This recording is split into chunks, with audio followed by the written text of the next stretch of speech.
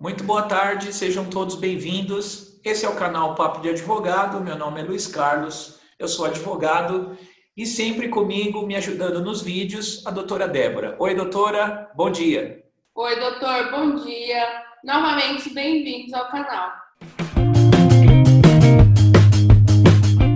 Bom, já que vamos iniciar com os direitos da gestante, fala para nós, doutor, qual é esse prazo de estabilidade e quando ele começa a fluir?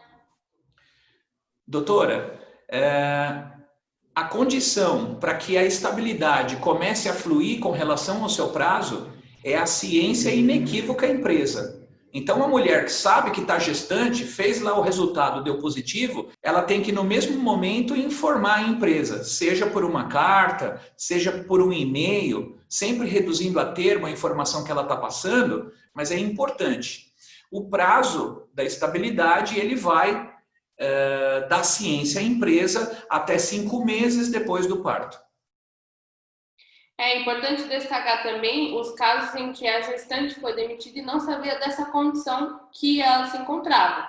Então, se você foi demitida e não sabia que estava grávida, você pode recorrer ao judiciário para ou ser reintegrada ao seu cargo ou ser indenizada.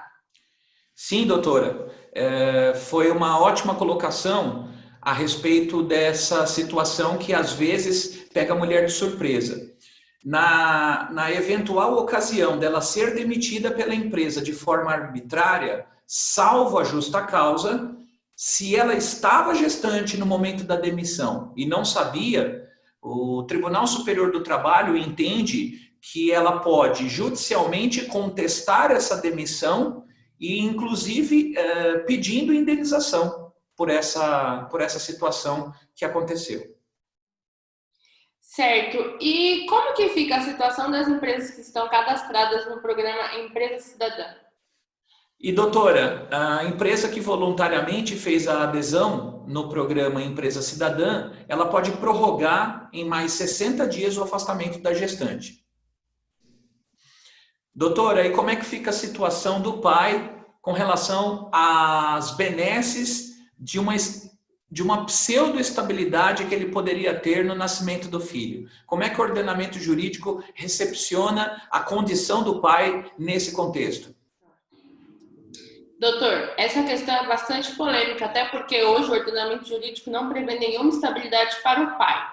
O que, particularmente, eu acho isso um absurdo, já que estamos vivendo uma sociedade que luta a cada dia pela igualdade de direitos. Sabemos que a maioria das empresas ficam com o pé atrás de contratar a mulher por conta dessa condição de poder ou não ficar grávida, por conta dessa estabilidade, de pagar funcionário que não está trabalhando e até mesmo contratar outro funcionário temporário para substituí-la nesse período. Dessa forma, garantir estabilidade para a mulher e não garantir estabilidade para o homem gera total desigualdade na questão de empregos. Doutora, e como a sociedade, sobretudo os homens, podem fazer para que sejam celebrados em melhores condições a situação daquele trabalhador que acabou de ser pai? Como legalmente ele pode caminhar para que isso seja recepcionado pela lei brasileira? Então, doutor, a melhor forma de superar essa crítica e alcançar os direitos iguais que estamos falando é a questão do pré-questionamento. O que é isso?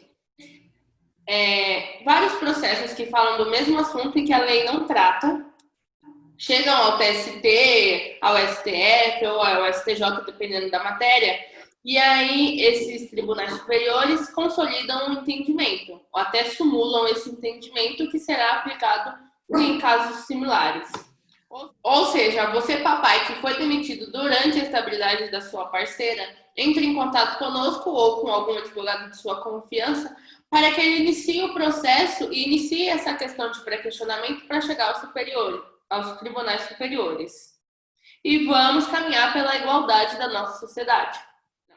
Bom, doutor, esse foi o nosso tema de hoje. Muito obrigada pela participação. E até semana que vem. Obrigado, doutora, pela participação e pelos esclarecimentos. Até a semana que vem. Tchau, tchau.